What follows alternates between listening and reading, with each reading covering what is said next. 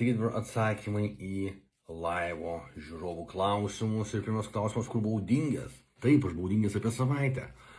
Kodėl aš dingau? Todėl, kad prasilakiau. Kodėl aš prasilakiau?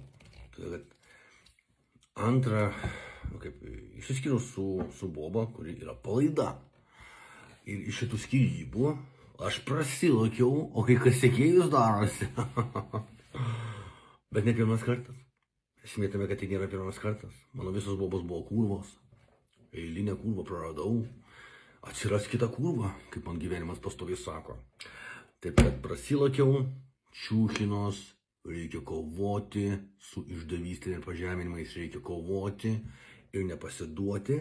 Vis tik tais legenda Litevskaja. Žiūrovas klausė, ar aš planuoju pirkti naują mašiną. Tai visų pirma, reikia susigrąžinti visus pinigus iš įmonės UAB Smart Deal. Klausia, ar verkiau girtas dėl Giedros. Taip, prasilakiau baisiai, dabar jau grįžtu, atsiprašau visų, atsiprašau savęs. Gyvenimas mano labai sunkus. Žmonės uždirba iš to, kad mane pažemint, išduot, įžeist, negerbt ir gadint man gyvenimą. Žmonės iš to uždirba. Sekėjus, pinigus, tai. Aš nenustepčiau, jeigu tai kurvai ir moka tas gaidys, kad nes man nebūtų. Aš tikrai nenustepčiau, nes jau vieną kartą buvo. Toks kadrelis vienas mokėjo pinigus, tai kurvai, kad nes man nebūtų. Tai gali būt, kad dabar taip yra. Spaudimą patiria, gauna pinigus ir viskas. Aišku, man pofik, aš sakau, čia tikrai ne pirma, ne paskutinė kurva, kur aš praradau. Taip, Kaip tu pavadinsi mergą, kuri miega su kitais, laižosi su kitais, gyvena su kitais, sutikinėja su kitais, geria su pilna tačka mašinoj, su pilna tačka čiuvakų mašinoj geria, plotasi su čiuvakais, vien čiuvakais. Viskas prisitiek su čiuvakais.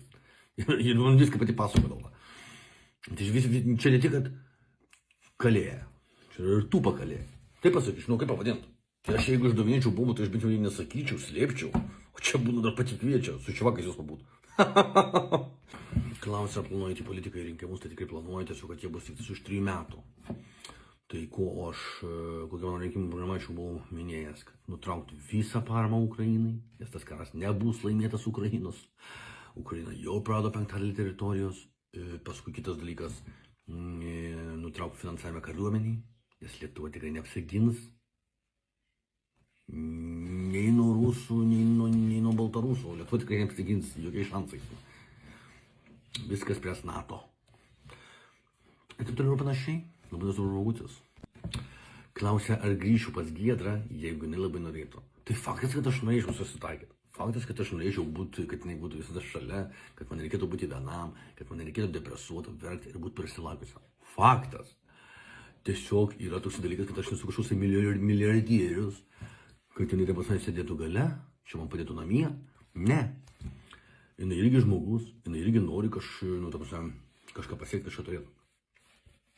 Aišku, čia negražus kelias. Žemint savo vaikiną, negerbti savo vaikino, išdavinėti savo vaikiną, ten kitiems tarnauti už pinigus šiems gaidžiams iš kaimo. Bet tai žmonių darbas toks. Tai ne visi talentai tokie turi kaip aš, kad peržiūros nerealias, rekordinės Lietuvoje rinkti tiesiog talento pagalba, ten iškalbos, gero humoro jausmo, išsilavinimo gabumų. Ne. Yra gaidžiai, kurie viskas, kad galite tik naudoti žmonėm. Griauti santykius, griauti šeimas, kad gauti koinsų ir sekėjų. Tikrai tokių žmonių yra daug. Man jie yra gaidžio vietoj. Todėl, kad tikras vyras žmonių nežemins ir neįžeidinės. Tai kaip ir sakiau, tiesiog žmonės uždirba iš to, kad mane skaudina, mane žemina, įžeidžia. Žmonės taip uždirba, nes neturi kaip, nes nemoka kitaip. Ir viskas. Sako, aš liūdnas begėdis. Tai taip, aš liūdnas begėdis, bet aš jums dar kartą sakau, žmonių darbas yra toks. Uždirbti iš mano liūdnumo, iš mano skausmo, iš mano pažeminimo. Žmonės ateitį darosi, karjerą darosi. Belie kiek sekėjų gauna, man kenkdami.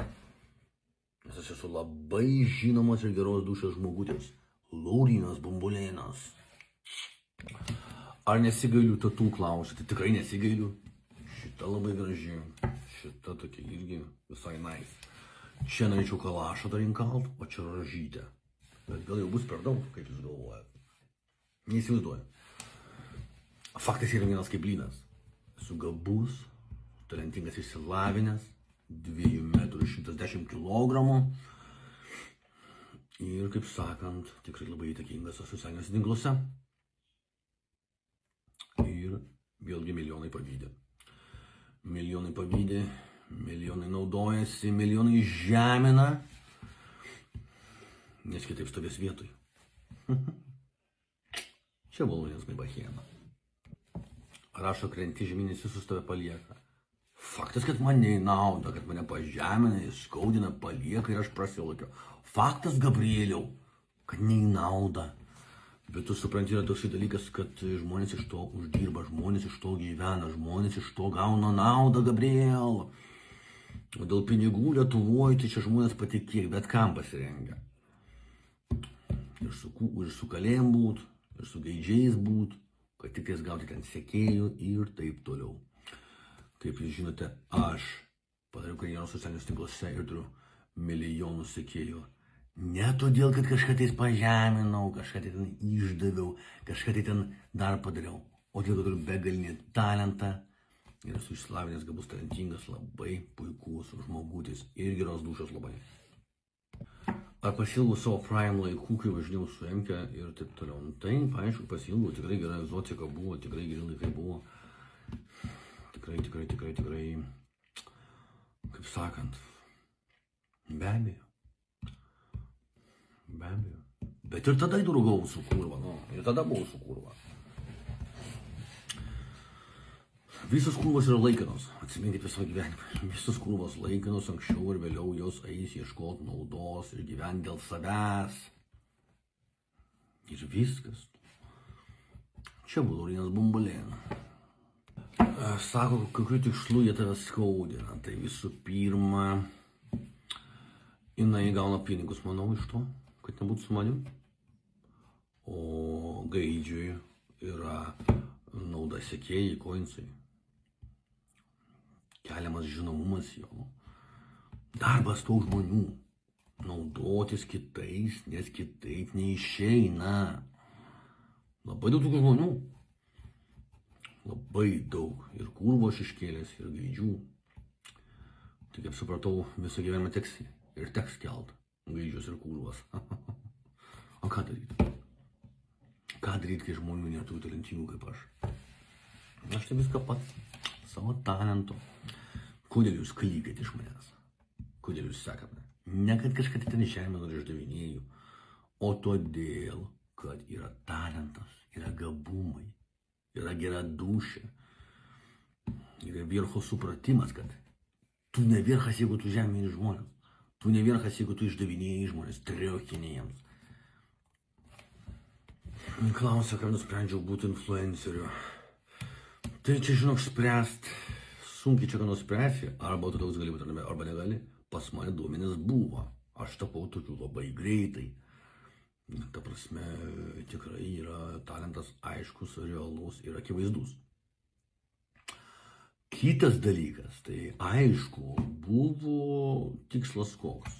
Toks paprastas, trumpas, siauras, primityvus tikslas, kad kuo labiau žinomesniam būt, kuo daugiau peržiūrų ir svarbiausia, kuo daugiau sekėjų. O kai kuo daugiau sekėjų, tuo ir daugiau yra pripažinimo ir pinigėlių. Taip pat, tai tikrai tikslai pasiekti, tikrai esu nuomonės formuotojas, mane mėgdžioja tūkstančiai žmonių, mane seka milijonai, mane žino milijonai ir, kaip sakant, Lietuvos topuose tikrai priklausau. Dabar rašo pas Gėdį daugiau žuvų negu pas mane. Taip, tai yra tiesa. Ir kaip man vis tiek šypsena iš mano veido nedingsta. Kodėl? Todėl, kad aš žinau, kodėl taip yra. Taip yra todėl, kad visų pirma, kiek jinai laiko šou versle? Pusę metų, metai. Aš kiek laiko šou versle?